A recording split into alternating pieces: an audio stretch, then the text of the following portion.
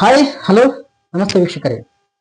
ಇಂದು ನಾವು ಕೊಪ್ಪಳ ಜಿಲ್ಲೆಯ ಯಲಬುರ್ಗಾ ವಿಧಾನಸಭಾ ಕ್ಷೇತ್ರದ ವ್ಯಾಪ್ತಿಯಲ್ಲಿ ಬರುವಂತಹ ಬಾನಾಪುರ ಗ್ರಾಮ ಪಂಚಾಯಿತಿಯ ಸದಸ್ಯರಾಗಿರುವಂತಹ ಶ್ರೀಯುತ ಮೈಲಾರಗೌಡ ಗಟ್ಟಪ್ಪಗೌಡ ಮೇಗಳಮಣಿಯವರು ಇಂದು ನಮ್ಮ ಜೊತೆ ವಿಶೇಷ ಸಂದರ್ಶನದಲ್ಲಿದ್ದಾರೆ.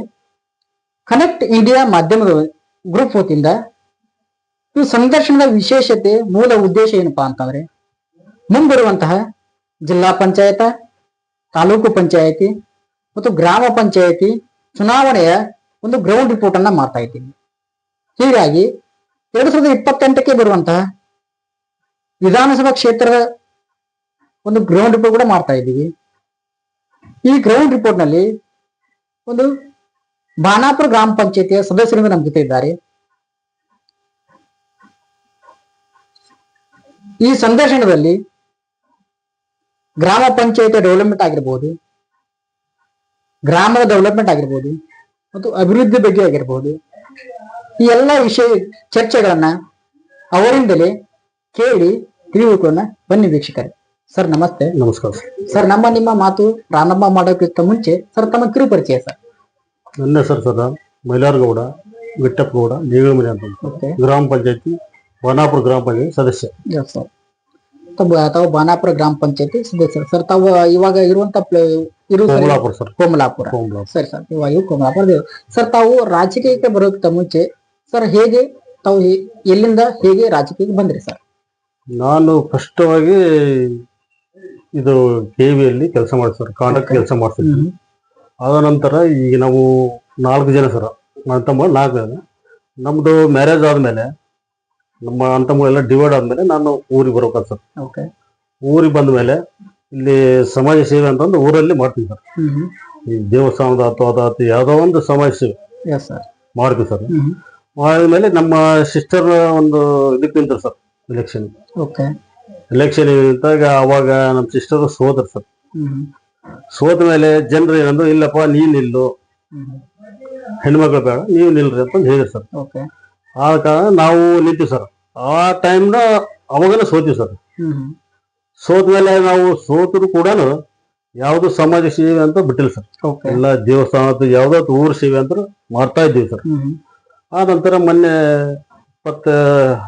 2020ರಲ್ಲಿ ಮತ್ತೆ ಗ್ರಾಮ ಪಂಚಾಯತಿಯಿಂದ ನಾನು ಪ್ರತಿ ಇದು ಮಾಡಿ ಸರ್.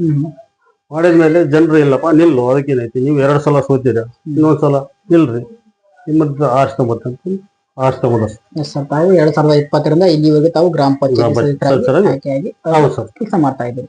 ಸರಿ ಸರ್. ಸರ್ ತಾವು ರಾಜಕೀಯ ಬರುವುದಕ್ಕೆ ಸರ್ ಉದ್ದೇಶ ಕಾರಣ ಏನು ಸರ್? ರಾಜಕೀಯ ಉದ್ದೇಶ ಅಂದ್ರೆ ಜನರ ಅಭಿಪ್ರಾಯದಿಂದ ನಾನು ರಾಜಕೀಯ ಬಂದಿದ್ದೆ ಸರ್. ಜನರ ಅಭಿಪ್ರಾಯದ ತಾವು ರಾಜಕೀಯ ನಾವು ಬರೀ ಸಮಾಜ ಸೇವೆ ಮಾಡಿದ್ವಿ ಸರ್. ದೇವಸ್ಥಾನದ ಯಾವ್ದೋ ಒಂದು ಸೇವೆ ಒಟ್ಟು ಮಾಡ್ಕೊಂತ ಬಂದಿದ್ವಿ ಸರ್. ಅವ್ರ ಜನರು ಇಲ್ಲಪ್ಪ ನೀನು ರಾಜಕೀಯ ಬಾ ಅಂತಂದು ಹೇಳಿ ರಾಜಕೀಯ ಬಂದ್ವಿ ಸರ್. ಜನರ ಒತ್ತಾಯದ ಮೇರೆಗೆ, ಅವರ ಅಭಿಪ್ರಾಯದ ಮೇರೆಗೆ ತಾವು ರಾಜಕೀಯ ಬಂದ್ರಿ. ಸರಿ ಸರ್. ಸರ್ ತಾವು ರಾಜಕೀಯಕ್ಕೆ ಬರೋಕ್ಕಿಂತ ಮುಂಚೆ ಸರ್ ತಾವು ಚುನಾವಣಾ ಸಂದರ್ಭದಲ್ಲಿ ಸರ್ ತಾವು ಜನರಿಗೆ ಭರವಸೆಯನ್ನು ಕೊಟ್ಟಿದ್ದೀರಿ ಸರ್. ನಮ್ಮನ್ನ ತಾವು ಆಯ್ಕೆ ಮಾಡಿ ಕೊಟ್ರೆ ನಾವು ಇಂತಿಂತ ಕೆಲಸಗಳನ್ನ ಮಾಡ್ತೀವಿ ಅಂತ ಸರ್ ತಾವು ಯಾವ ರೀತಿ ಭರವಸೆಯನ್ನು ಕೊಟ್ಟಿದ್ದೀರಿ ಸರ್ ಜನರಿಗೆ? ಯಾವ ರೀತಿಯಿಂದ ನಾವು ಆರಿಸಿ ಬಂದ್ರೆ ಸರ್, ನಮ್ಮ ಗ್ರಾಮ ಪಂಚಾಯತ್ ಎಷ್ಟು ಅನುದಾನ ಬರ್ತೋ ಗೊತ್ತಿಲ್ಲ ಸರ್. ನಾವು ಬಂದ್ರೆ ಊರೇ ಸೇವೆ ಮಾಡ್ತೀವಿ ಅಂತಂದು ಭರವಸೆ ಕೊಟ್ಟಿವಿ ಸರ್. ಈಗ ಆದ್ಮೇಲೆ ಈ ನಮ್ಮ ಬಸವರಾಜ ರಾಯ್ ಸಾಹೇಬರು ಬಂದ ಮೇಲೆ ನಾವಾಗ ಹೇಳಿದ್ವಿ ಅವ್ರು, ಇಲ್ಲ ಸರ್ ಹಿಂಗೈತಿ ಹಿಂಗಿಲ್ಲ ನಮ್ಗೆ ಮಾಡಿ ಕೊಡ್ಬೇಕು ಕೆಲಸ ಅಂತ ಹೇಳಿದ್ವಿ ಸರ್. ಈಗ ನಾವು ಹೇಳ್ಕಿಂತ ಮೊದಲೇ ನಾವು 1 ಕೋಟಿ ರೂಪಾಯಿ CC ರೋಡ್ ಇಟ್ಟಿದ್ವಿ ಸರ್. ಆ ನಂತರ ನಾವು ಅದು ಶಾರ್ಟೇಜ್ ಆದ್ಮೇಲೆ ಮತ್ತೆ ಹೋಗಿ ರಾಯ್ಡ್ ಸಾಹೇಬ್ ಹೋಗಿ ಒಂದು ಲೆಟರ್ ಕೊಟ್ಟು ಅವ್ರಿಗೆ ಏನಂತ ಹೇಳಿದ್ರೆ, ಇಲ್ಲ ಸರ್ ಇನ್ನೂ ಸ್ವಲ್ಪ ಊರಲ್ಲಿ CC ಉಳಿದಿದೆ, ಅದನ್ನಿಷ್ಟು 1 ಕೋಟಿ ಇಟ್ಟರೆ ನಮ್ಗೆ ಚೆನ್ನಾಗಿದೆ ಅಂತ ಹೇಳಿ ಸರ್. 1 ಕೋಟಿ ಹೋಗಿ ಆ ಲೆಟರ್ ಕೊಟ್ಟ ಮೇಲೆ ಮತ್ತೆ ರಾಯ್ಡ್ ಸಾಹೇಬ್ ಅದನ್ನ ಇದನ್ನ ಮಾಡ್ಯಾರ ಸರ್, ಎಕ್ಸ್ಟೆಪ್ ಮಾಡ್ಕೊಂಡ್ರ ಸರ್. ಮಾಡಿ ಅಲ್ಲೇ ಆಲ್ರೆಡಿ ಹೋಗಿ ಸರ್. ಅದು ಟೆಂಡರ್ ಆದ್ಮೇಲೆ ಯಾರಿಗೆ ಐತೆ ಅನ್ನೋದು ಗೊತ್ತಿಲ್ಲ ಸರ್. 200 ಕೋಟಿ ರೂಪಾಯಿ CC ರೋಡ್ ನಮ್ಗೆ ಇನ್ನು ಅಭಿವೃದ್ಧಿ ಕೂಡ ಕಾಮಗಾರಿ ಚಲಾವಣೆ ಬಾಕಿ ಇದೆ, ಕಾಮ ಕೂಡ ಬಾಕಿ ಇದೆ. ಸರಿ ಸರ್. ಸರ್ ಇವಾಗ ತಾವು ಆಯ್ಕೆಯಾಗಿ ಬಂದ ಮೇಲೆ ಸರ್ ಯಾವ ರೀತಿ ಡೆವಲಪ್ಮೆಂಟ್ ಅನ್ನ ಮಾಡ್ತಾ ಇದ್ದೀರಿ? ಯಾವ ಜನರ ಸಮಸ್ಯೆಗಳನ್ನ ನಾವು ಆಲಿಸಿ ಅವ್ರು ಯಾವ ಪ್ರಕಾರ ಅಂತಾರ ಆ ಪ್ರಕಾರ.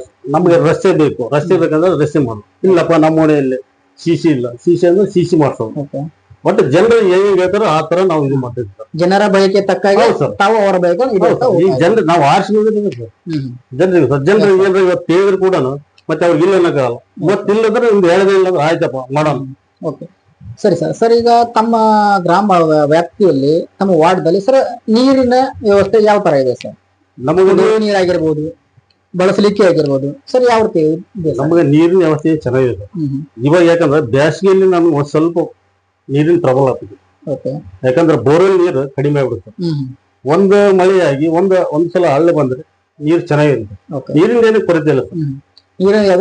ನೀರಿನ ಕೊರತೆ ಇಲ್ಲ. ಕೊರತೆ ಇಲ್ಲ ಸರ್. ಸರಿ ಸರ್, ನೀರು ಬರ್ತಾ ಇದೆ ಸರ್. ಓಕೆ ಸರಿ ಸರ್. ಇವಾಗ ಕಾಂಗ್ರೆಸ್ ಸರ್ನಿಂದ ಎರಡು ವರ್ಷ ಮುಗಿದು 3ನೇ ವರ್ಷ ಕಾಲ್ಪಿತ ಕಾಂಗ್ರೆಸ್ ಸರ್ಕಾರ ಸರ್. ಇದರಿಂದ ನಾವು ಪಂಚ ಗ್ಯಾರಂಟಿ ಅಂತ ಒಂದು 5 ಯೋಜನೆಗಳನ್ನ ಕೊಡ್ತಾ ಇದ್ದಾರೆ ಸರ್. ಈ ಯೋಜನೆಯಿಂದ ಸರ್ ಜನರಿಗೆ ಯಾವ ರೀತಿ ಅನುಕೂಲ ಆಗ್ತಾ ಇದೆ, ಯಾವ ರೀತಿ ಅನಾನುಕೂಲ ಆಗ್ತಾ ಇದೆ? ಯಾಕಂದ್ರೆ ಈಗ ನಮ್ಮ ಗಂಡು ಮಕ್ಕಳಿಗೆ ಅದು ಅನಾನುಕೂಲ ಆಗ್ಬೋದು, ಹೆಣ್ಮಕ್ಳಿಗೆ ಮಾತ್ರ ಅದು ಅನುಕೂಲ ಅಂತ ನನ್ನ ಭಾಳ. Yes sir. ಯಾವ ರೀತಿ ಅನುಕೂಲ ಆಗ್ತಾ ಇದೆ ಸರ್ ಅವರಿಗೆ?